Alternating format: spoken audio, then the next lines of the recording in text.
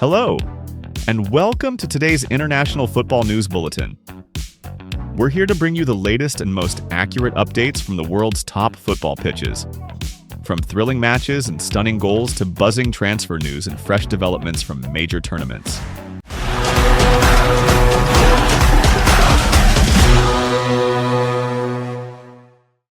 How Tottenham escaped mediocrity to become Europa League champions. At long last, the long-running joke and taunts about Tottenham's trophy drought have come to an end. Ange Postecoglou's men defeated Manchester United to claim the 2024/25 Europa League title. So how did they finally become champions? For the longest time, Tottenham meant nothing. There were periods when they won plenty of matches, only to end the season empty-handed. Time and again, they reached finals or challenged for titles, only to fall short in the end. Looking back at what Spurs have missed out on over the past 17 years, sometimes it was bad luck, and sometimes they simply weren't good enough. But when a barren spell lasts almost 2 decades, the root cause lies elsewhere, in a lack of winning mentality or so-called big club mindset. In a league as fierce as the Premier League, Spurs have consistently been considered part of the Big Six, qualified for European competition 16 times, and finished in the top 5 11 times in the last 18 seasons. The problem?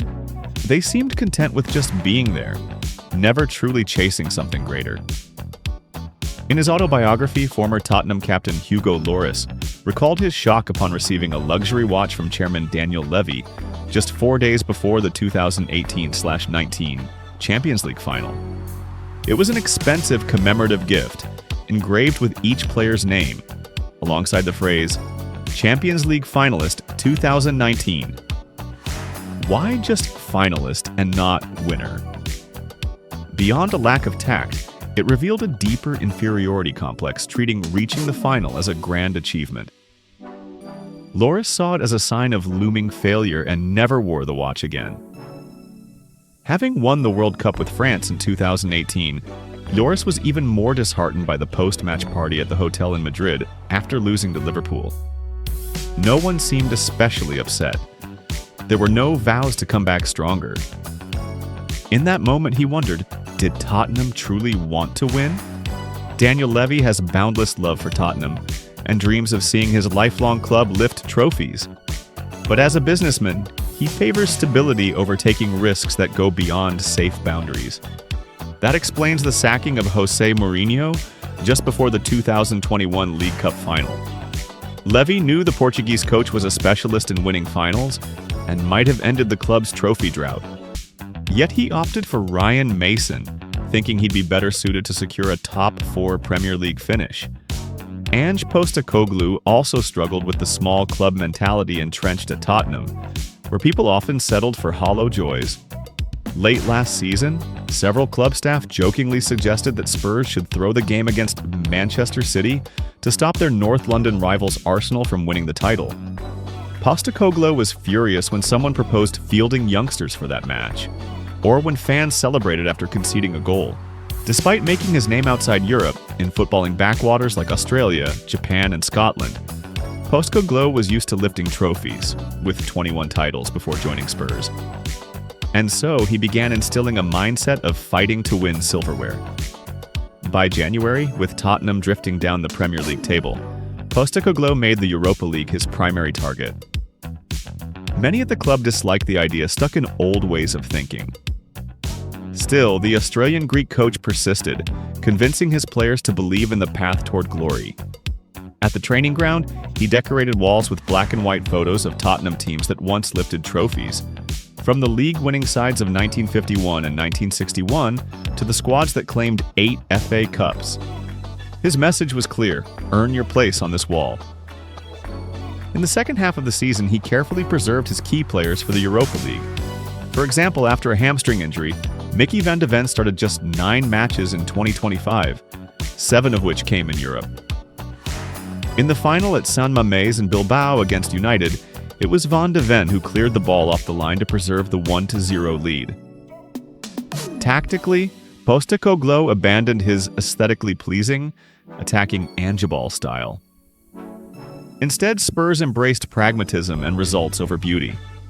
Against United, they had just 26.6% possession and one shot on target.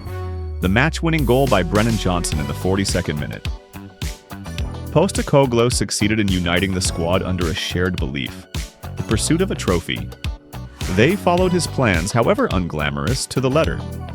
They accepted every decision, even when Captain Son Heung-min started on the bench until the 67th minute. Everyone bought into Postecoglou's vision, and it worked. The club that once had nothing now has the one thing they've been waiting 17 years for. No one knows whether this Europa League triumph will spark a golden era for Tottenham. But one thing is certain: they now compete with the mindset of trophy hunters. United hit rock bottom as Ruben Amorim says he's ready to leave. Manchester United have reached rock bottom after falling to Tottenham in the Europa League Final, and manager Ruben Amorim has declared he's ready to step down if the club no longer sees him as the right man for the job. United were the only unbeaten team in European competitions this season, but they crumbled in the most important match of all, the Europa League Final, against fellow Premier League side Tottenham. Luke Shaw could only apologize to fans, admitting United had hit their lowest point and were in desperate need of a rescue mission. A first-half goal by Brennan Johnson was enough for Spurs to win the final in Spain, rendering all of United's dominant stats meaningless. The Red Devils controlled 73% of possession, had 16 shots compared to just 3 from Spurs, but still failed to find the net. Tottenham, who hadn't lifted a major trophy in 17 years, claimed the silverware in a game where they had just 27% possession. Despite their inferior numbers, few were surprised by the result. United had already lost all 3 encounters with Spurs this season. While Spurs boss Ange Postecoglou jubilantly declared himself a man of victories and credited his side's title as proof of that, United's Luke Shaw was left bitter and dejected. "We're at rock bottom. We need to find a way to lift ourselves up and bring this club back to where it belongs. Thank you to the fans for your constant support. All I can say is, I'm sorry. We simply weren't good enough." Manager Ruben Amorim struggled to find the words after the final whistle. He admitted United were the better team on the night, but couldn't make their chances count. The Portuguese coach then made a bold statement: "If the board and the fans believe I'm not the right man to lead this team, I will walk away tomorrow. No discussions, no talk of compensation.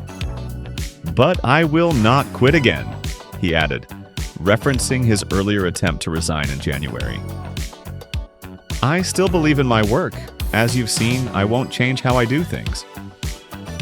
Amorim was appointed by United to replace Erik ten Hag in late October, and officially took over in November. But the challenges have proven far greater than he anticipated. United are currently 16th in the Premier League, with just 39 points and a -12 goal difference after 37 matches. They've lost 18 of those games. On the final day of the season, May 25th, they'll host Aston Villa at Old Trafford. Real Madrid's only true striker to miss Club World Cup.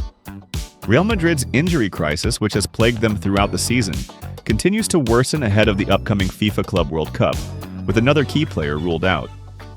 As the Spanish Giants prepare for the tournament in the United States, where they hope to win the title and a prize of up to 150 million euros, they have been dealt a major blow. Rising Brazilian star Endrick will be unavailable. According to Diario AS, Endrick will miss the entire tournament, as well as the first few matches under new head coach Xabi Alonso. The 18-year-old forward, one of just 3 players, along with Luka Modric and Arda Güler, to remain injury-free this season, suffered a hamstring injury in Real's 2-0 victory over Sevilla last Sunday.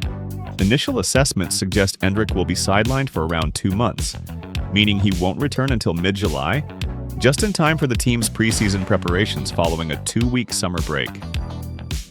After experiencing discomfort during the Sevilla match, Endrick returned to the Valdebebas training center on Wednesday, still in pain. Medical tests later confirmed a muscle tear. Despite the injury setback, coach Xabi Alonso still has a wealth of attacking talent at his disposal, including Kylian Mbappé, Vinicius Jr., and Rodrigo Goes. Additional attacking options such as Jude Bellingham, Brahim Diaz and Arda Güler are also available. However, Endrick's absence is significant. He has increasingly become a strategic substitute capable of game-changing moments and, more crucially, is currently the only true center forward in the squad. On a more positive note, Real Madrid may welcome back defenders Eder Militao and Dani Carvajal as they kick off their Club World Cup campaign against Al Hilal. While their availability depends on their recovery progress, both are expected to feature. Other key players such as Antonio Rudiger, David Alaba, and Ferland Mendy are also in various stages of injury rehabilitation. Thank you for watching our football news coverage. We'll keep bringing you the latest, fastest, and most accurate updates on matches, transfers, and everything happening in the world of football. If you enjoyed this video, don't hesitate to give us a like and leave a comment. It really motivates us to create more content. We truly appreciate your continued support and look forward to having you with us in our future updates.